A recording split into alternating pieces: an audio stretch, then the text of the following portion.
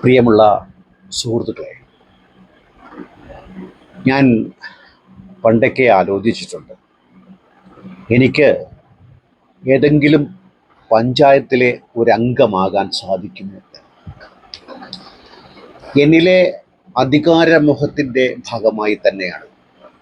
അധികാരം, അംഗീകാരം മനുഷ്യർ ഇഷ്ടപ്പെടുന്നതുമാണ്. അത് നമ്മുടെ ഒരു ട്രൈറ്റുമാണ്. ഒരു സമൂഹത്തിലെ അംഗീകാരം നമ്മുടെ നിലനിൽപ്പിനെ ഉറപ്പാക്കുന്നു എന്നുള്ളത്. ഞാനിത് പറയാൻ കാരണം, നമ്മുടെ ഇന്നത്തെ രാഷ്ട്രീയ പ്രവർത്തകരിൽ ജനസേവനത്തെ മാത്രം മുൻനിർത്തിക്കൊണ്ട് രാഷ്ട്രീയ രംഗത്ത് പ്രവർത്തിക്കുന്ന എത്ര പേരുണ്ടാകും. എൻ്റെ ഒരു കണക്കുകൂട്ടലിൽ അങ്ങനെയുള്ള വിഡ്ഢികളൊന്നും നമ്മുടെ രാഷ്ട്രീയത്തിൽ ഇല്ല എന്നാണ് എൻ്റെ ഒരു ധാരണ. എൻ്റെ ധാരണ പൂർണ്ണമായും ശരിയാണ് എന്നുള്ള വാദം എനിക്കില്ല. തെറ്റുണ്ടെങ്കിൽ തിരുത്തും.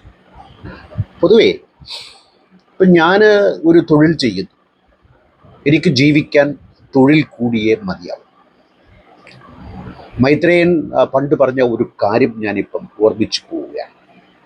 രാഷ്ട്രീയ പ്രവർത്തകർക്ക് സർക്കാരിൽ നിന്നും ശമ്പളം കൊടുക്കണം, അല്ലെങ്കിൽ അവർ അഴിമതിയുടെ പിറകെ പോകും. തമിഴ്നാട്ടിൽ MGR രാഷ്ട്രീയത്തിൽ വരാൻ കാരണം കോൺഗ്രസിനെ തറപറ്റിച്ചുകൊണ്ട് DMK-യുടെ ഭരണം ഉണ്ടാക്കാൻ വേണ്ടിയിട്ട് അണ്ണാദുരൈ ഉൾപ്പെടെയുള്ള ആളുകൾ MGR-നെ ഉപയോഗിച്ചു. ഒരു ഘട്ടം കഴിഞ്ഞപ്പോൾ MGR-ന്റെ ചിന്ത മാറി. തന്നെ വെച്ച് അവർ ഭരിക്കണ്ട, തനിക്ക് തന്നെ എന്തുകൊണ്ട് ഭരിച്ചു. അവിടുത്തെ രാഷ്ട്രീയ അന്തരീക്ഷങ്ങളിൽ മാറ്റം വരികയും ചെയ്തു. കരുണാനിധിയുടെ അഴിമതിയും പറ്റും. അദ്ദേഹം മരിക്കുവോളം മുഖ്യമന്ത്രിയായി തുടങ്ങി. അദ്ദേഹത്തിൻ്റെ പിൻഗാമിയായി, അദ്ദേഹത്തിൻ്റെ നായികയായ ജയലളിത കിടന്നു. അവര് മരിക്കുവോളവും മുഖ്യമന്ത്രിയായി തുടർന്നുവെങ്കിൽ സിനിമയിലെ ഒരു നിലനിൽപ്പുമായി ബന്ധപ്പെട്ട്, സിനിമയിലെ പ്രശസ്തിയുമായി ബന്ധപ്പെട്ട് അധികാരത്തിലേക്ക് വരാനുള്ള കുറുക്കുവഴിയാണ്. അത് നമ്മുടെ പ്രശസ്തിക്കുള്ള ത്വര, അതൊരു ട്രൈറ്റാണ്, ഹ്യൂമൻ ട്രൈറ്റാണ്. അത് ചിലരിൽ കൂടുതലായിരിക്കും. അങ്ങനെ കൂടുതലുള്ള ആളുകൾ പണവും പ്രശസ്തിയും ഒപ്പം ആഗ്രഹിക്കുമെങ്കിൽ അധികാരം കൂടി അതിൻ്റെ കൂടെ കിട്ടിയാൽ കുളിക്കുമോ.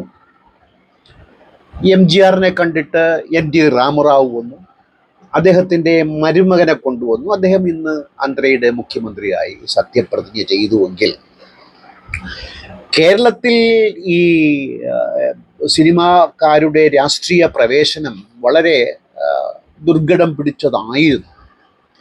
പണ്ട് പ്രേം നസീർ തലേക്കുന്നിൽ ബഷീർ മുഖാന്തരം, അദ്ദേഹം കോൺഗ്രസിൻ്റെ നേതാവാണ്, നല്ലൊരു നേതാവാണ്. അങ്ങനെ കോൺഗ്രസിലേക്ക് വരാനായിട്ടൊക്കെ യത്നിച്ചു. പലരുടെയും ഉപദേശം കൈക്കൊണ്ടുകൊണ്ട് അദ്ദേഹം സ്വമേധയാ അതിൽ നിന്ന് പിന്മാറിപ്പോയി. അങ്ങനെ നമുക്കൊരു സിനിമാ മുഖ്യമന്ത്രിയെ നഷ്ടപ്പെട്ടു. ഇനി നമുക്കൊരു സിനിമാ മുഖ്യമന്ത്രിയെ കിട്ടാനുള്ള സാധ്യതയുണ്ടോ? അത് തെളിഞ്ഞു വരുന്നു എന്ന് വേണം പറയാൻ. കാരണം കേരളത്തിലെ സമവാക്യങ്ങൾ മാറിക്കൊണ്ട് BJP ഇന്ന് ഏകദേശം 20% വോട്ട് നേടി മുമ്പിൽ നിൽക്കുകയാണ്. അവര് വിജയിച്ചു പരാജയപ്പെട്ട ഒരവസ്ഥയിലാണ്. മോദിയുടെ നില നമ്മൾ അതൊക്കെ പണ്ട് പറഞ്ഞതാണ്, അതുകൊണ്ട് വീണ്ടും പറയുന്നില്ല. കേരളത്തിലെ ഗോപിയുടെ കാര്യത്തിൽ വരികയാണെങ്കിൽ, സുരേഷ് ഗോപി എന്തിനാണ് രാഷ്ട്രീയത്തിൽ വന്നത്? അദ്ദേഹത്തിന് ആവോളം പണമുണ്ട്, പ്രശസ്തിയുമുണ്ട്. ഇനിയും പ്രശസ്തിക്ക് വേണ്ടി പല സിനിമകളിലും അദ്ദേഹം അഭിനയിക്കാൻ പോകും കൂടിയാണ്. അദ്ദേഹത്തിനെ കാണാൻ ആളുണ്ട്, ഞാനും കാണാൻ പോകും. അതുകൊണ്ട് അദ്ദേഹത്തിൻ്റെ പ്രശസ്തി മാത്രമല്ല, അധികാരത്തിൻ്റെ മോഹവും കൂടി അദ്ദേഹത്തിനുണ്ട്. ഇന്ന് RSSൻ്റെ മോഹൻ ഭാഗവത് ഇന്നലെ ഒരു പ്രസ്താവന ഇറക്കി. പൊതുപ്രവർത്തകർ നിഷ്കാമകാമം ചെയ്യുന്നവരായിരിക്കണം. എന്താ ഈ നിഷ്കാമകാമം? യാതൊന്നും പ്രതീക്ഷിക്കാതെ അങ്ങ് സേവിക്കണം. നടക്കുന്ന വല്ല കാര്യവുമാണോ ഇത്? നടക്കുന്ന കാര്യങ്ങൾ പറയാത്തതാണ് ഇങ്ങനെ സർവീസ് സംഘടനകളുടെയും ഈ സാംസ്കാരിക സംഘടനകളുടെയും രാഷ്ട്രീയ പാർട്ടികളുടെയും രാഷ്ട്രീയ നേതൃത്വത്തിൻ്റെയും ജോലി. കളവും കള്ളത്തരം ബഹുരസമായി അവതരിപ്പിച്ചു കാണിക്കുന്ന ആളുകൾ. ഇപ്പം നസ്രുദ്ദീൻ ഷാ ഹിന്ദിയിലെ ഒരു നല്ല നടനാണ്. അദ്ദേഹം പറയുന്നത് തന്നെക്കാളും മികച്ച നടനാണ് മോദിജി എന്നാണ്. കരൺ താപ്പറുമായി ഇന്റർവ്യൂവിൽ അങ്ങനെ പറയുന്നത്. അപ്പം സുരേഷ് ഗോപിക്ക് നന്നായി അഭിനയിക്കാനുള്ള കഴിവുണ്ട്. മൊത്തത്തിൽ നമ്മുടെ മുഖ്യമന്ത്രി ഉൾപ്പെടെയുള്ള ആളുകൾ രംഗത്ത് വന്ന് നിന്ന് അഭിനയിച്ചു പറ്റിച്ചാണ് അതാത് സ്ഥാനങ്ങളിൽ കയറിയിരിക്കുന്നു എന്നാണ് എൻ്റെ ധാരണ. പിന്നെ മിനിമം രീതിയിൽ ജനങ്ങൾക്ക് എന്തെങ്കിലുമൊക്കെ ചെയ്താൽ ആകും എന്ന നിലയ്ക്ക് പലതും ചെയ്യുന്നു. ഇപ്പം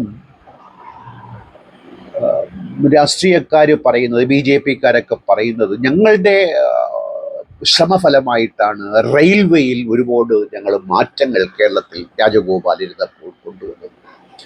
ഇന്ന് എനിക്ക് ബസ്സിൽ യാത്ര ചെയ്യാൻ പറ്റാത്ത ഒരാളാണ്, ഡയബറ്റിക്കാണ്. 2 മണിക്കൂർ കൂടുമ്പോൾ മൂത്രം ഒഴിക്കേണ്ടി വരും. ഇപ്പം ഞാൻ കോയമ്പത്തൂരോ കോഴിക്കോടോ പോകണമെങ്കിൽ എന്ത് ചെയ്യണം? ട്രെയിൻ മാത്രമേ മാറ്റുമ്പോൾ. നാളത്തെ ഒരു പരിപാടിക്ക് ഇന്ന് ഞാൻ യാത്ര ചെയ്യാൻ തീരുമാനിച്ചാൽ ടിക്കറ്റ് കിട്ടുമോ? ഒരിക്കലും കിട്ടില്ല. 1 മാസം മുമ്പോ ഒരാഴ്ച മുമ്പോ എങ്കിലും മിനിമം ഞാൻ തയ്യാറാകും, ന്യായമായ രീതിയിൽ ടിക്കറ്റ് എടുത്തു. പക്ഷേ അതേ സമയത്ത് ഞാൻ മറ്റൊരു കാര്യം പറയാം. ഹിന്ദുസ്ഥാൻ ലിവറിൻ്റെ ഒരു പ്രോഡക്റ്റ്, അതേ പ്രോഡക്റ്റ് ഗോദ്രേജിനും ഉണ്ടാകും. ഏതെങ്കിലും പ്രോഡക്റ്റിന് നമ്മൾ കാത്തു നിന്ന് വാങ്ങിക്കേണ്ടി വരുമോ? പണ്ട് ബജാജിൻ്റെ സ്കൂട്ടറിനൊക്കെ അങ്ങ് കാത്തു നിന്ന് വാങ്ങേണ്ടി വന്നു. പക്ഷേ കോമ്പറ്റീഷനും ഓപ്പൺ മാർക്കറ്റും വന്നപ്പോൾ ഇന്ന് വീട്ടിൽ കൊണ്ട് തരിക, നിങ്ങൾ പതുക്കെ 100 രൂപ അടച്ചാൽ മതി ദിവസവും എന്നൊക്കെ പറഞ്ഞുകൊണ്ടുള്ള രീതി മാറ്റം ഉണ്ടായെങ്കിൽ നമ്മുടെ യാത്രാ സൗകര്യമൊക്കെ ഇവന്മാരുടെ സൗജന്യമാണോ എന്നെനിക്ക് ചോദിക്കാനുള്ളത്. ഇത് നടത്താൻ പറ്റുന്നവർക്ക് വിട്ടുകൊടുക്കുക, അവർ നടത്തിക്കൂട്ടെ. എനിക്ക് ഇന്ന് നിശ്ചയിച്ച് നാളെ പോകാൻ സാധിക്കും. ഇപ്പം വിമാനയാത്രാ ടിക്കറ്റ് കാശ് കൊടുത്താലും ടിക്കറ്റ് കിട്ടും. അത്യാവശ്യമായി എനിക്ക് ഡൽഹി വരെ പോകണം, നാളെ പോകണം. അല്പം കാശ് മുന്തിയ രീതിയിൽ ചിലവാകും. നേരത്തെ ആണെങ്കിൽ വളരെ കുറഞ്ഞ ടിക്കറ്റിൽ. ധ്രുവ്രാത്തിയുടെ ഈ വിമാന ടിക്കറ്റിൻ്റെ ഈ എന്താ പറയുക റേറ്റിനെ കുറിച്ചുള്ള ഒരു വീഡിയോ ഉണ്ട്, അത് കണ്ടു തോന്നും. അപ്പം ഞാൻ ഈ പറഞ്ഞു വരുന്നത്, സുരേഷ് ഗോപി, രാജീവ് ചന്ദ്രശേഖർ, BJP-യുടെ നേതാക്കൾ, മിക്കവാറും എല്ലാ രാഷ്ട്രീയ പാർട്ടി നേതാക്കളും ഒക്കെ കരകളഞ്ഞ നിഷ്കാമ കർമ്മം ചെയ്യാനാണോ ഈ രംഗത്ത് നിൽക്കുന്നത്? അങ്ങനെ ആരെങ്കിലും വിചാരിക്കുന്നുവെങ്കിൽ അവനെ ഞാൻ പരമവിഡ്ഢി എന്ന് വിളിക്കാൻ മടിക്കത്തേയില്ല. അതായത് എനിക്ക് പണ്ട് LDF സ്നേഹം മൂത്തു നിന്ന ഒരു വേളയിൽ എനിക്കൊരു CPM-ൻ്റെ നേതാവിനെ അറിയാമായിരുന്നു. കോർപ്പറേഷനകത്ത് സ്വാധീനമുള്ള ഒരു നേതാവ്. ഞാൻ ഒരു കാര്യം സാധിച്ചു കിട്ടാൻ ഏതോ ഒരു സർട്ടിഫിക്കറ്റിന് വേണ്ടിയിട്ട് കോർപ്പറേഷൻ ഓഫീസിൽ പോയപ്പോൾ ഇദ്ദേഹം എനിക്കെതിരെ നടന്നു വരും. ഈ വിദ്വാൻ എന്നെ കണ്ടപ്പോൾ എബൌട്ട് ടേൺ അടിച്ച് തിരിച്ചു വെക്കാം. കാരണം ഞാൻ ഇയാളോട് ശുപാർശ ചെയ്ത് അവിടുത്തെ ഉദ്യോഗസ്ഥന്മാർക്ക് കിട്ടേണ്ട കിമ്പളം ഇയാളായിട്ട് ഇല്ലാണ്ട് ചെയ്ത് കളയുമോ എന്നുള്ള ഉൾവിളി കാരണമാണ് ഇദ്ദേഹം പിന്മാറിപ്പോയത്. അതായത് അടുത്തറിയാവുന്ന ഒരു സുഹൃത്തിനെ പോലും സഹായിക്കാനുള്ള മനസ്ഥിതി അവർക്കില്ല. എൻ്റെ ഒരു സുഹൃത്ത് കേരള യുക്തിവാദി സംഘത്തിലെ ഒരു പ്രവർത്തകനായ ഒരു പാവം മനുഷ്യൻ കോർപ്പറേഷൻ ഓഫീസിൽ ജോലി ചെയ്തുകൊണ്ടിരിക്കുകയായിരുന്നു. മറ്റൊരു ആവശ്യത്തിന് വേണ്ടിയിട്ട് അദ്ദേഹത്തെ കൊണ്ടുവന്ന് ശുപാർശ ചെയ്യാനായിട്ട് ഞാൻ അദ്ദേഹത്തോട് പറഞ്ഞപ്പോൾ അദ്ദേഹം പറഞ്ഞു, എനിക്ക് ശുപാർശ ചെയ്യാൻ മടിയൊന്നുമില്ല, പക്ഷേ ഞാൻ ആരോടാണോ ശുപാർശ ചെയ്യുന്നത് അവൻ എൻ്റെ ശത്രുവായിത്തീരും. കാരണം നിങ്ങൾ അവന് കൊടുക്കാവുന്ന കിമ്പളത്തെ ഞാൻ വാങ്ങിച്ചെടുത്തു എന്ന് അവൻ തെറ്റിദ്ധരിക്കും. ഇതാണ് ഓരോ സർക്കാർ ഓഫീസിലെയും അവസ്ഥയെങ്കിൽ ഇത് ശമ്പളം പറ്റി ജനങ്ങളെ സേവിക്കാൻ വേണ്ടി നമ്മുടെ ടാക്സ് മണിയിൽ ജീവിക്കുന്നവരുടെ അവസ്ഥയാണെങ്കിൽ, ഇതൊന്നും ഇല്ലാതെ രാവിലെ വീട്ടിൽ നിന്നിറങ്ങിപ്പെടുന്ന ഒരു രാഷ്ട്രീയ പ്രവർത്തകൻ, ഇപ്പം മതത്തിൻ്റെ പേരിൽ, പ്രത്യയശാസ്ത്രത്തിൻ്റെ പേരിൽ അങ്ങനെയൊക്കെ വന്നു കേടുന്ന ആളുകളൊക്കെ ഉണ്ട്, ഞാനില്ലെന്ന് പറയുന്നില്ല. ഇപ്പം ലീഗിൻ്റെ പ്രവർത്തകർ, BJPയുടെ പ്രവർത്തകർ, കേരള കോൺഗ്രസിൻ്റെ പ്രവർത്തകർ, ഇതൊക്കെ മതപരമായ ഒരു ഐക്യം, അതിനോട് താതാത്മ്യം പ്രാപിച്ചുകൊണ്ട് ആ ഒരു പ്രസ്ഥാനത്തോട് ഒക്കെ വരും. പക്ഷെ വന്നാൽ അത് ആ സ്നേഹവും മറ്റു എന്താ പറയുക നന്മയും ഒക്കെ ജനങ്ങൾക്ക് പകർന്നു നൽകേണ്ട ബാധ്യത അവർക്കില്ല. അതാണ് ചരിത്രം, അതാണ് നമ്മെ പഠിപ്പിക്കുന്നത്. ഞാൻ കാര്യത്തിലേക്ക് വരികയാണ്. നിഷ്കാമകർമ്മം ചെയ്യണമെന്ന് നമ്മുടെ മോഹൻ ഭഗവത്, അദ്ദേഹത്തിൻ്റെ വർത്തമാനമൊന്നും ഞാൻ വിശ്വസിക്കുന്ന ആളല്ല, അത് മറ്റൊരു അധ്യായത്തിൽ പറയേണ്ട കാര്യമാണ്. എങ്കിലും അദ്ദേഹം പറഞ്ഞ കാര്യം, അത് പറയുമ്പോൾ തന്നെ അദ്ദേഹത്തിന് അറിയാം ഇതൊന്നും നടപ്പിലാകാൻ പോകുന്ന കാര്യമല്ല. പറ്റിപ്പിൻ്റെയും തട്ടിപ്പിൻ്റെയും അഭിനയത്തിൻ്റെയും ഭാഗമായി അദ്ദേഹം പറയുന്നതാണ്.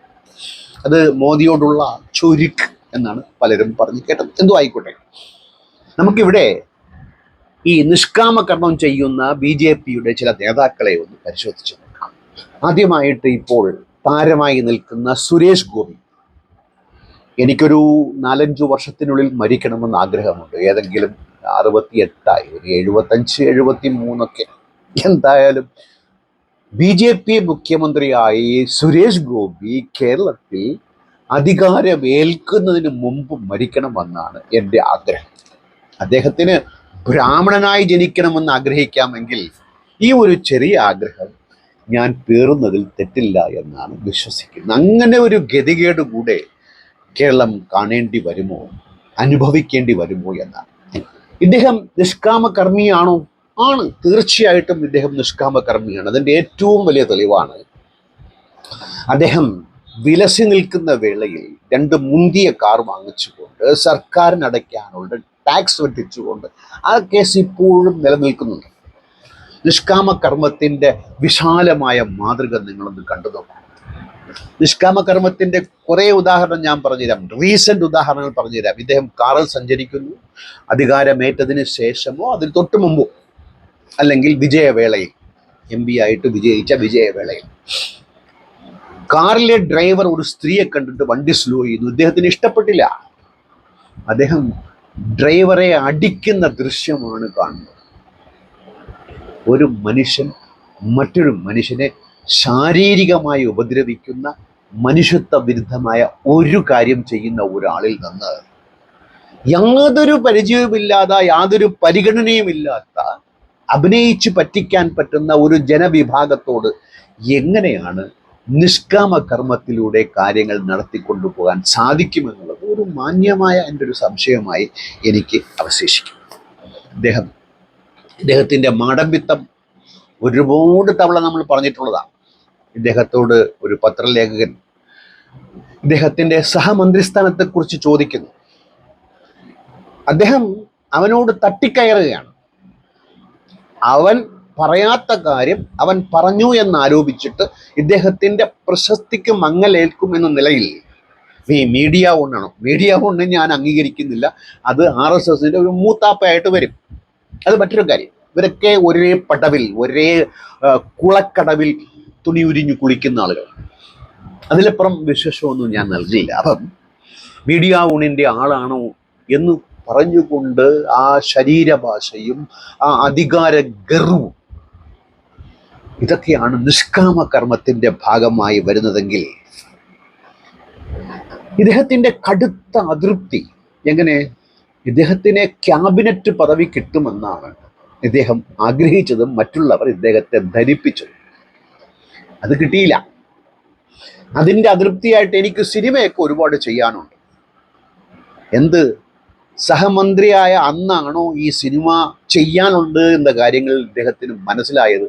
അല്ലെങ്കിൽ സഹമന്ത്രിയായി നിശ്ചയിക്കാൻ പ്ലാനിടുമ്പോൾ തന്നെ അവരോട് പറയണം, എനിക്ക് അധികാരം വേണ്ട, ഞാൻ സിനിമ ചെയ്തോട്ടെ? പറഞ്ഞില്ലല്ലോ. സഹമന്ത്രിയായി എന്ന് കണ്ടപ്പോൾ അത് കടുത്ത അതൃപ്തിയാണ് അതിനകത്ത് രേഖപ്പെടുത്തിയത്. ഞാൻ മറ്റൊരു കാര്യം കൂടി ഇതിനോട് ചേർത്ത് പറയേണ്ടതുണ്ട്. നമ്മുടെ അഡ്വക്കേറ്റ് ജയശങ്കർ, അദ്ദേഹം ABC എന്ന ഒരു ചാനലിൽ വന്നിരുന്നിട്ട് ഈ സുരേഷ് ഗോപിയെ വെള്ളപൂശുന്നത് കാണുമ്പം സഹിക്കുന്നില്ല.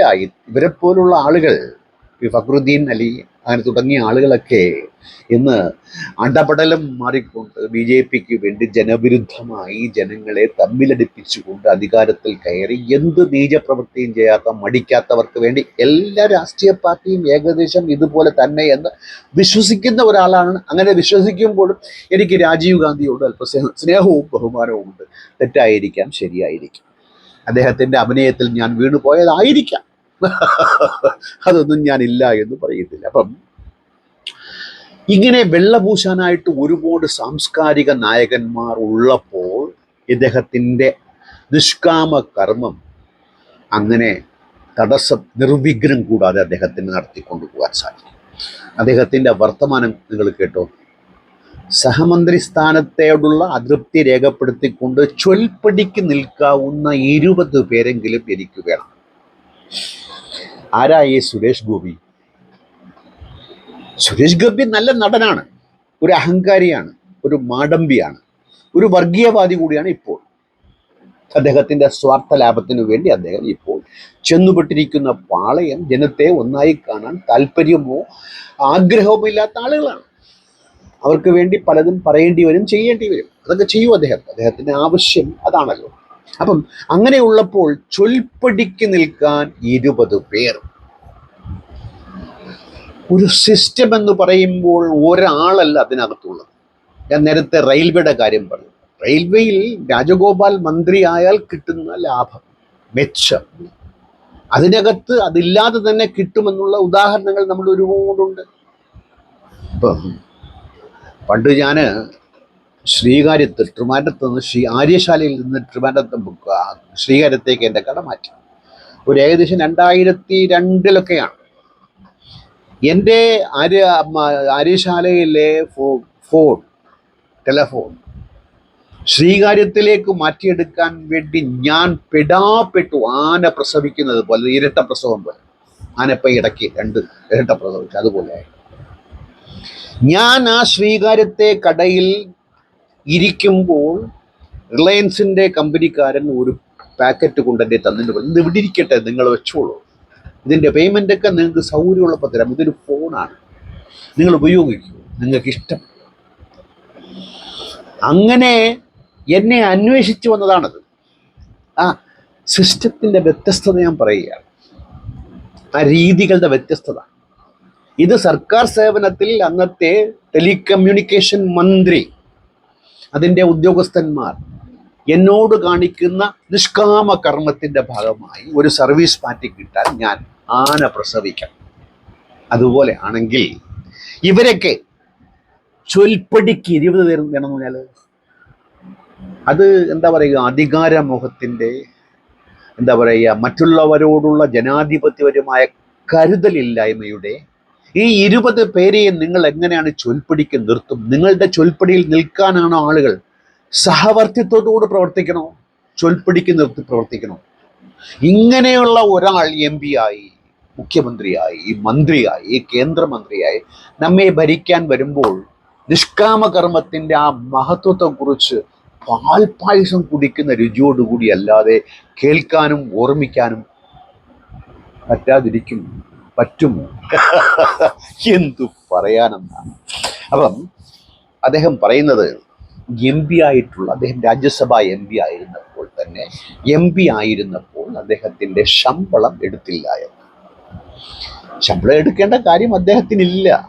ലക്ഷങ്ങളും കോടികളും സിനിമയിൽ നിന്ന് സമ്പാദിച്ച ഒരാൾക്ക് അദ്ദേഹത്തിൻ്റെ മകളുടെ വിവാഹത്തിൻ്റെ വീഡിയോ കണ്ടാൽ തന്നെ നമുക്കറിയാം. ധനാഢ്യനാണ്. ധനാഢ്യൻ എന്ന് പറഞ്ഞാൽ കോടീശ്വരനാണ്. അദ്ദേഹത്തിന് 5,000, 10,000 അല്ലെങ്കിൽ 50,000 കണക്ക് പറയുന്നത് നിസ്സാരമായ കാര്യമാണ്. ഇദ്ദേഹം യാതൊരു വരുമാനവും ഇല്ലാതിരിക്കുമെങ്കിൽ, അഴിമതിക്കാരനല്ലാതിരിക്കുമെങ്കിൽ രാഷ്ട്രീയക്കാരനല്ലാതാകണം. ഇന്ത്യയുടെ വ്യവസ്ഥ വെച്ചുകൊണ്ട് ഞാൻ പറയുകയാണ്, മറ്റു രാഷ്ട്രീയ പാർട്ടികളുടെ അവസ്ഥ വെച്ചുകൊണ്ട് ഇത് സുരേഷ് ഗോപിയിൽ ആരോപിക്കുമ്പോഴുള്ള കാര്യമാണ് ഞാൻ പറഞ്ഞതെങ്കിൽ ഇദ്ദേഹവും കേരളത്തിലെ BJP നേതാക്കളും തമ്മിലുള്ള നിഷ്കാമ കർമ്മത്തിന്റെ വടംവലി എത്രത്തോളമുണ്ട്. അദ്ദേഹത്തിന്റെ ക്യാബിനറ്റ് പദവി തട്ടിത്തെറിപ്പിച്ചത് നിഷ്കാമ കർമ്മത്തിന്റെ ഭാഗമായിട്ട് സംസ്ഥാന നേതൃത്വമെന്നാണ് അദ്ദേഹം പറയാതെ പറഞ്ഞ് മറ്റുള്ളവർ പറയുന്നു.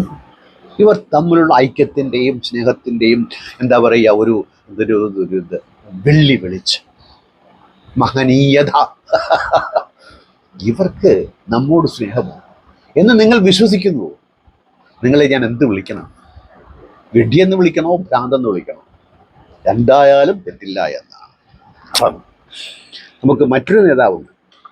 ഇവിടെ തിരുവനന്തപുരത്ത് മത്സരിക്കാൻ വന്ന ഒരു നേതാവാണ് രാജീവ് ചന്ദ്രശേഖർ. അദ്ദേഹം ഒരു ധനാഢ്യനാണ്, ഒരു വ്യാപാരിയാണ്, ബോംബെയിലെ പ്രസിദ്ധനും എന്താ പറയുക, അദ്ദേഹം വലിയ ആളാണ്.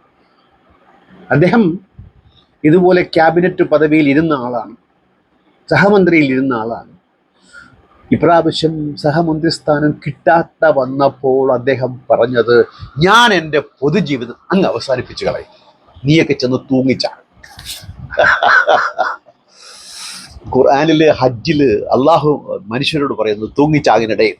അതുപോലെ രാജീവ് ചന്ദ്രശേഖർ പറഞ്ഞു, ഞാനിതൊക്കെ നിർത്തുകയാണെന്നേ, എനിക്ക് സ്ഥാനം കിട്ടിയില്ല, എനിക്ക് സഹമന്ത്രിയാകാൻ പറ്റില്ല, പിന്നെ ഞാൻ എന്നാ പുല്ലിലാണ് ഈ മോന്തായവും വെച്ചിട്ട് നിങ്ങളുടെ മുമ്പിൽ വരും, ഞാനില്ലെന്നേ, വിട്. ഇത് തന്നെയാണ് സുരേഷ് ഗോപി പറഞ്ഞത്, എന്നെ വിട്, ഞാൻ പോയി അഭിനയിക്കട്ടെ, ഇവിടെ അഭിനയിക്കാൻ ഞാൻ പിന്നീട് വന്നോളാം. ഈ അഭിനയം കണ്ട് രസിക്കുന്ന നമ്മൾ ടിക്കറ്റ് എടുത്താണ് സിനിമ കാണുന്നത് കേട്ടോ, നമുക്ക് രസിക്കാൻ വേണ്ടി. ഇത് ടിക്കറ്റ് എടുക്കാതെ കാണാവുന്ന രസാവഹമായ അഭിനയ പാഠവങ്ങളാണെങ്കിൽ രാജീവ് ചന്ദ്രശേഖർ എന്താണ് ചെയ്തത്, എന്തയാൾക്ക് ചെയ്യാൻ സാധിക്കും? അദ്ദേഹത്തിൻ്റെ വരവോടുകൂടി ഉണ്ടായ ഒരു ഗുണം, ഒരുവിധമൊക്കെ നിഷ്പക്ഷമായി നിലനിൽപ്പിൻ്റെ ഭാഗമായി, മത്സരത്തിൻ്റെ ഭാഗമായി നന്നായി പോയിക്കൊണ്ടിരുന്ന ഏഷ്യാനെറ്റ്, അതിലെ പത്രപ്രവർത്തകരൊക്കെ മുതലാളിയുടെ ചെരുപ്പ് നക്കുന്ന ഒരു ദയനീയ കാഴ്ചയാണ് ഈ ഇലക്ഷനോടുകൂടി നമുക്ക് കാണാൻ സാധിച്ചത്. അപ്പം നിഷ്കാമ കർമ്മത്തിൻ്റെ രണ്ടാമത്തെ ഒരാളാണ് നമ്മളിൽ മത്സരിച്ച് ദയനീയമായി തെറ്റുപറ്റി തോറ്റുപോയ ഒരാൾ. ആര്? രാജീവ് ചന്ദ്രശേഖർ. അദ്ദേഹം പൊതുപ്രവർത്തനം നിഷ്കാമ കർമ്മത്തിന്റെ ഭാഗമായി നിർത്തുക. ഇതൊക്കെ മോഹൻ ഭഗവതിന് അറിയില്ലേ? അറിയില്ല എന്ന് വിചാരിക്കാം. ഇനി നമുക്ക് രണ്ട് രസാവഹമായ രണ്ട് കഥാപാത്രങ്ങളോട് കാണാം. ഒന്ന്, നിഷ്പക്ഷ നിരീക്ഷകനായ പണിക്കർജി. നിഷ്പക്ഷ നിരീക്ഷകനാണ് അദ്ദേഹം. തൻ്റെ നിഷ്പക്ഷ നിരീക്ഷണം തൻ്റെ ഫേസ്ബുക്ക് പോസ്റ്റിലൂടെ പറയുന്നത്, ഞാൻ BJPക്ക് വേണ്ടി പ്രവർത്തിച്ചത് പോലെ സുരേന്ദ്ര നീ പ്രവർത്തിച്ചോ എന്നാണ്. നിഷ്പക്ഷ നിഷ്കാമ പ്രവർത്തനം. ഇതൊക്കെ കണ്ടു പഠിക്കേണ്ട കാര്യങ്ങൾ. നമ്മളൊക്കെ ആരാണ് അവരുടെ മുമ്പിൽ? പുഴുക്കൽ, ക്യാൻസർ ബാധിച്ച പുഴുക്കൽ, ചത്തുപോകാൻ പോകുന്ന പുഴുക്കൽ. ഇദ്ദേഹത്തെ നമ്മുടെ സുരേന്ദ്രൻജി വിളിച്ചത് ആക്രി നിരീക്ഷകൻ എന്നാണ്. ആക്രി നിരീക്ഷകൻ. എനിക്കങ്ങ് ഇഷ്ടപ്പെട്ടു കേട്ടോ ആ വർത്തമാനം. ഒരു യാഥാർത്ഥ്യമായ അദ്ദേഹത്തിന് ചേരാവുന്ന ഒരു പേരാണ് ആക്രി നിരീക്ഷകൻ. ഞാൻ BJP എന്ന് പച്ചയായി പറഞ്ഞുകൊണ്ട്, ഞാനിതിനെ വലതുപക്ഷ നിരീക്ഷകൻ എന്ന് പറഞ്ഞുകൊണ്ട് മുമ്പിൽ വന്ന് നിൽക്കാതെ, നിഷ്പക്ഷ നിരീക്ഷകൻ എന്ന് തന്നെക്കുറിച്ച് പറയുന്ന നിഷ്പക്ഷമില്ലാത്ത നിലപാട്. ഈ യൂട്യൂബിൽ വേറെ നിഷ്പക്ഷനുണ്ട്, ഒരു മുസ്ലിം നിഷ്പക്ഷൻ, അവനും ഇതുപോലെയാണ്. ഇവരുടെയൊക്കെ കാപഢ്യം, ഇവരൊക്കെ വിചാരിക്കുന്നത് ഈ രാജ്യത്തെ ജനങ്ങളും നമ്മളൊക്കെ പമ്പര വിഡ്ഢികളാണ് നമ്മൾ പറയുന്നതൊക്കെ. പക്ഷെ ഒരു പരിധി വരെ ജനങ്ങൾ പമ്പര വിഡ്ഢികൾ തന്നെയാണ്, അത് പറയാതിരിക്കാൻ പറ്റത്തില്ല. അതുകൊണ്ടല്ലേ സുരേഷ് ഗോപിയൊക്കെ ജയിച്ചു വരുന്നത്. മിക്കവാറും എല്ലാ രാഷ്ട്രീയ പാർട്ടി നേതാക്കളും ജയിച്ചു വരുന്നതൊക്കെ നമ്മൾ നല്ല നല്ല കഴുതകളായതുകൊണ്ട് തന്നെയാണ്. കഴുതപ്പട്ടം നമുക്ക് പറ്റിയ കാര്യമാണ്. അപ്പം ആക്രി നിരീക്ഷകനെന്ന് ഒരു പാർട്ടിയിൽ നിൽക്കുന്ന രണ്ടുപേർ, ഒരു പ്രത്യയശാസ്ത്രത്തിൽ നിൽക്കുന്ന രണ്ടുപേർ തമ്മിൽ പരസ്യ പ്രസ്താവന നടത്തുന്നു എങ്കിൽ കള്ളപ്പണിക്കർ എന്നാണ് പറഞ്ഞത്. കള്ളൻ പണിക്കർ. അപ്പൊ ഇവൻ ചെയ്യുന്നതൊക്കെ കള്ളത്തരമാണ്. ഒന്ന്, ആക്രി ഇവൻ കൊള്ളില്ല, ഇവനെ എടുത്ത് തോട്ടിൽ കളയണം, അല്ലെങ്കിൽ ആക്രിക്ക് കപ്പലണ്ടിക്ക് വിൽക്കണം. അതാണ് ഈ ആക്രി. രണ്ട്, കള്ളപ്പണിക്കർ. കള്ളൻ ചെയ്യുന്നവൻ. പണിക്കലല്ലാത്തവൻ നമ്മളെങ്കിൽ വായിച്ചെടുക്കാൻ കേട്ടോ. അങ്ങനെ തൽക്കാലം വായിക്കാം, പോണ്ട. കള്ളപ്പണി കള്ളനാണ്. നിഷ്പക്ഷം എന്ന പേരിൽ നിഷ്പക്ഷമല്ലാതെ പ്രവർത്തിക്കുന്ന, അത് പരസ്യ പ്രസ്താവനയിലൂടെ പറഞ്ഞ കള്ളപ്പണിക്കർ. ആക്രിപ്പണിക്കർ, കള്ളപ്പണിക്കർ. പറയുന്നത് നമ്മുടെ സുരേന്ദ്രൻ ചേട്ടൻ ഉള്ളി. ഈ ആക്രിപ്പണിക്കരുടെ ഫേസ്ബുക്ക് പോസ്റ്റിൽ നല്ല ഒരു ചിത്രം, തൊലിച്ച ഉള്ളിയുടെ. ഈ ഉള്ളി വെച്ച് കളിയാക്കുമ്പോൾ അദ്ദേഹത്തിന് പണ്ട് ബീഫിന്റെ കാര്യം വന്നപ്പോഴത്തേക്ക് ഉള്ളി ബീഫ് കഴിക്കാത്ത BJP നേതാക്കളുണ്ടോ? ബീഫ് എന്താ അവർക്ക് ഇഷ്ടമില്ലേ? ഇവര് ബീഫ് കഴിക്കുന്നവരെയോ ബീഫ് വിൽക്കുന്നവരെ തല്ലിക്കൊല്ലാൻ ആഹ്വാനം ചെയ്യും, തല്ലിക്കൊല്ലുകയും ചെയ്യും വേണ്ടി വന്നാൽ. പക്ഷെ ബീഫ് അവര് കഴിക്കാതിരിക്കത്തില്ല. പക്ഷേ സുരേന്ദ്രനോടും കേരളത്തിലെ BJP നേതാക്കളോടും BJP നേതൃത്വം, കേന്ദ്ര നേതൃത്വം എടുക്കുന്ന നിലപാട് നമ്മുടെ അദ്വാനിയോട് എടുത്ത നിലപാട്. ഈ നല്ല ചേല എടുത്തവനെ അപ്പ എന്ന് വിളിക്കരുത്, തമിഴ് ചൊല്ലുണ്ട്. നല്ല ചേല, നല്ല തുണി എടുത്തുകൊണ്ട് വന്ന അപ്പ എന്ന് വിളിക്കരുത്. അങ്ങനെ വിളിക്കുന്നവരാണ് BJPയിലെ ഇന്നത്തെ കേന്ദ്ര നേതൃത്വം. ഈ സുരേന്ദ്രൻ ഉൾപ്പെടെ അതിനകത്ത് നിൽക്കുന്ന BJPയുടെ രാഷ്ട്രീയ നേതാക്കൾ കാലാകാലങ്ങളിൽ വിയർപ്പ് കൊണ്ട് കള്ളത്തരം പറയിച്ച് അപഹാസ്യരായി എന്തെല്ലാം പരിപാടികൾ നടത്തിയിട്ട് വോട്ട് ഷെയർ വർദ്ധിച്ചു വരുമ്പോൾ ഇവർക്ക് നൽകേണ്ട മര്യാദയും സ്ഥാനവും നൽകാതെ ഇന്നലെ വന്ന പ്രശസ്തിയുടെ പേരിൽ അഭിനയത്തിൽ മികവുള്ള, ഇവരെക്കാളൊക്കെ അഭിനയത്തിൽ മികവും അംഗീകാരവും കിട്ടാവുന്ന ഒരാളുടെ പിറകെ പോകുന്നത് അവർക്ക് അതത്ര രുചിക്കില്ല, സഹിക്കില്ല. കാരണം നിഷ്കാമ കർമ്മമാണെന്ന് ഇതൊക്കെ. നിഷ്കാമ കർമ്മത്തിന് വേണ്ടിയിട്ട് കഴിഞ്ഞ 10-20-30 വർഷമായി 10-20 വർഷമായി പ്രവർത്തിക്കുന്ന സുരേന്ദ്രൻജി ഉൾപ്പെടെയുള്ള ആളുകളുടെ നിഷ്കാമ കർമ്മത്തിന് വിലയില്ലാതായി പോയി എങ്കിൽ അവർക്ക് പ്രയാസവും ഒക്കെ ഉണ്ടാകുമെങ്കിൽ മോഹൻ ഭഗവത് നിഷ്കാമ കർമ്മത്തിന് വേണ്ടി പറയുമ്പോൾ ആ പറച്ചിലിൽ നിഷ്കാമ കർമ്മമുണ്ടോ? പറയുന്ന ആൾക്ക് നിഷ്കാമ കർമ്മമുണ്ടോ? ഇപ്പം മോദിജിയെ കുറ്റം പറയുന്നു. കഴിഞ്ഞ 10 വർഷമായി മോദിജി എടുത്തിട്ടുള്ള ജനവിരുദ്ധമായ എത്രയോ നടപടികൾ, മണിപ്പൂർ ഉൾപ്പെടെ. ഇപ്പം തൃശ്ശൂരിലെ ക്രിസ്ത്യാനികളൊക്കെ സുരേഷ് ഗോപിക്ക് വോട്ട് ചെയ്തതായിട്ടാണ് പറയപ്പെടുന്നത്. മണിപ്പൂരിലെ ക്രിസ്ത്യാനികൾ 200-300 പള്ളികളാണ് അവിടെ തകർക്കപ്പെട്ടത്. മുഖ്യമന്ത്രി ബീരേന്ദ്ര സിംഗിന്റെ നേതൃത്വത്തിൽ തന്നെയാണ് അവിടെ ഇത്രയും കാര്യങ്ങളൊക്കെ അരങ്ങേറിയത്. കുക്കികളും മൈറ്റികളും തമ്മിലുള്ള പ്രശ്നത്തിൽ കുക്കികളെ പകഞ്ഞു മാറ്റി അങ്ങേയറ്റം മതം പതിപ്പിച്ചുകൊണ്ട് ഇന്ത്യയിൽ മുസ്ലിങ്ങളെ പോലെ മണിപ്പൂരിൽ കുക്കികളെ പ്രതിസ്ഥാനത്ത് നിന്ന് മൈത്തികളുടെ ഭൂരിപക്ഷ വർഗീയതയ്ക്ക് വേണ്ടി അങ്ങേയറ്റം പണിപ്പെടുന്ന BJPയുടെ നേതാവിന് കേരളത്തിലെ ക്രിസ്തീയ മേലാളന്മാർ വോട്ട് ചെയ്യാൻ പറയുമ്പോൾ ഈ പറഞ്ഞ നിഷ്കാമ കർമ്മമാണ് അവിടെയും പൊന്തി വരുന്നത്. ഇതുപോലെ നിഷ്കാമ കർമ്മത്തിന്റെ മുമ്പിൽ നിൽക്കുന്ന രാഷ്ട്രീയക്കാർ മാത്രമല്ല, മതനേതാക്കൾ, ആത്മീയ ഗുരുക്കൾ, ഇവരൊക്കെ നിഷ്കാമ കർമ്മത്തിന്റെ മഹനീയ മാതൃകകളാണ്. നമ്മളെ ഗുരുവൊക്കെ ഉണ്ട്, നാരായണ ഗുരു. അതൊക്കെ ഒരു കാലഘട്ടത്തെ വിഡ്ഢികളാണ് അവരൊക്കെ, നിഷ്കാമ കർമ്മം ചെയ്യാൻ അറിഞ്ഞുകൂടാത്തവർ. പക്ഷെ ഇന്നങ്ങനെയല്ല. ഇന്ന് വെള്ളാപ്പള്ളിയാണ് അതിന് പകരമുള്ളത്. വെള്ളാപ്പള്ളി നിഷ്കാമകർമ്മം ചെയ്യുന്നതാണ്. അതാണ് നാരായണ ഗുരു കൊള്ളത്തിലെന്നേ മുണ്ടെടുത്തവൻ, മുട്ടാൾ. വെള്ളാപ്പള്ളിയോ ഷർട്ട് ധരിച്ച് സാംസ്കാരിക നായകനാണ്. ഇന്ന് നമ്മുടെ പിണറായിയുടെ സാംസ്കാരിക നേതൃത്വ മഹിമ അങ്ങേയറ്റം നിഷ്കാമകർമ്മത്തിന് വേണ്ടി ഏറ്റുവാങ്ങി.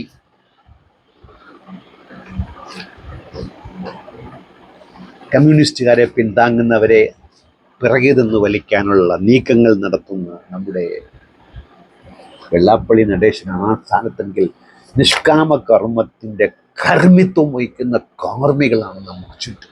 ഇവിടെ നിഷ്കാമ കർമ്മം കാരണം നമുക്ക് വഴി നടക്കാൻ പറ്റുന്നത്.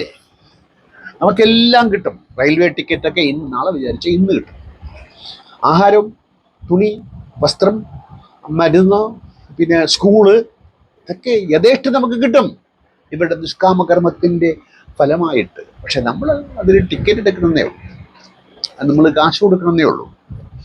ഇത് ഇവർ വിതരണം ചെയ്യുമ്പോൾ വിതരണത്തിൽ ക്രമക്കേടുണ്ടാകും, ശരിക്കും കിട്ടില്ല. ഇവർ വിട്ടുകൊടുത്താൽ ലാഭത്തിന്റെ പേരിൽ, കള്ളലാഭത്തിന്റെ പേരിൽ, നിഷ്കാമകർമ്മത്തിന്റെ പേരിൽ നമ്മെ പറ്റിക്കുന്ന ഇവർ രംഗമൊഴിഞ്ഞു കഴിഞ്ഞാൽ പല രംഗത്തും നമുക്ക് കിട്ടുന്ന സേവനങ്ങളുടെ തോതും ഗുണവും രീതിയും ഒക്കെ മാറുമെന്ന് വിശ്വസിക്കുന്ന ഒരാളാണ് ഞാൻ. അനുഭവം അങ്ങനെയാണ് പഠിപ്പിക്കുന്നത്. അങ്ങനെ അല്ലാതിരിക്കാൻ വേണ്ടി ആഗ്രഹിക്കുകയും ചെയ്യുന്നുണ്ട്. പക്ഷെ ആഗ്രഹം ചോറ് തരില്ലല്ലോ. അപ്പം ഞാൻ ഈ പറഞ്ഞു വരുന്നത്, ഒരു കാര്യം കൂടി പറയാതെ പോകാൻ പറ്റില്ല. ഈ സുരേന്ദ്രനെതിരെ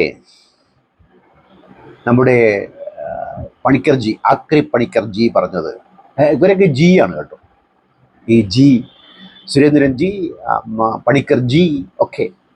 പണിക്കർജി പറഞ്ഞത്, നിങ്ങളൊരു അഴിമതിക്കാരനാണ്, നിങ്ങളുടെ മകനെ വളഞ്ഞ വഴിയിൽ കിടി നിങ്ങൾ എന്തൊക്കെയോ ചെയ്തു കൊടുത്തു, നിങ്ങൾ കള്ളപ്പണക്കേസിൽ ഉൾപ്പെട്ട ആളാണ്, നിങ്ങൾ അനാവശ്യമായി പലതും പറയുന്ന വട്ടജിയാണ്.